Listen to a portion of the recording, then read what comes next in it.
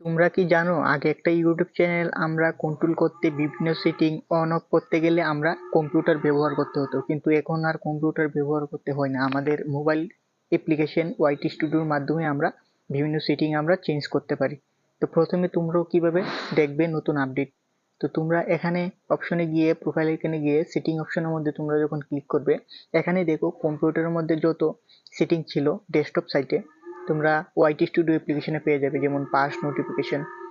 তো এটার মধ্যে ক্লিক করে তোমরা কমেন্ট অল তোমরা করে নিতে পারো, অল করবে।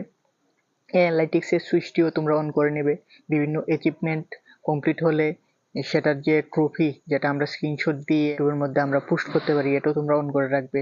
এবং পলিসি কপিরাইট এটা কিন্তু অন করে তোমরা রাখবে, কারণ কোনো ভিডিও যখন তোমরা আনলিস্ট করো বা পাবলিক করো, কপিরাইট নোটিফিকেশন সেই ভিডিওটার মধ্যে আছে কি না সেটা জানার জন্য অবশ্যই এটা অন করে রাখবে। তো ওয়াইটি স্টুডিও থেকে তোমাদের কপিরাইট ইস্যু আছে কিনা তোমাদের ভিডিওর মধ্যে সেটার নোটিফিকেশনের মাধ্যমে দেখিয়ে দেবে, এবং এটা তোমরা অবশ্যই অন করে রাখবে যদি তোমাদের চ্যানেল মনিটাইজেশন হয়ে থাকে। দ্বিতীয়ত, এখান থেকে কান্ট্রি অফ রেসিডেন্স তোমরা কোন দেশ থেকে ভিডিও বানাচ্ছ সেটা দিবে। আর পারমিশন তোমরা যদি কেউ তোমাদের চ্যানেলের অ্যাক্সেস কাউকে দাও, তাহলে এখানে তোমাদের পারমিশন ইনভাইট তোমরা দিবে। এবং ক্রিয়েটেড ডেমোগ্রাফি এটা তোমাদের কোনো দরকার নেই, এটা সার্ভে। এবং ক্লিপস তোমরা অন করলে করতে পারো, না করলেও করতে পারো। নিচেরটি অটো ক্যাপশন যদি তোমরা জেনারেট করতে চাও তাহলে এটা অন করে রাখবে।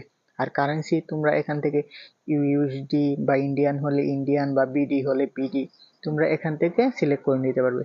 আর সবার নিচেরটা হলো, এটা হলো লাইটিং এর জন্য, ডার্ক মোড লাইটিং। তো তোমরা বেশিরভাগ সেটিং কিন্তু এখান থেকে তোমরা পেয়ে যাচ্ছ। তো তোমরা এই সেটিং গুলো তোমরা অন করে নেবে।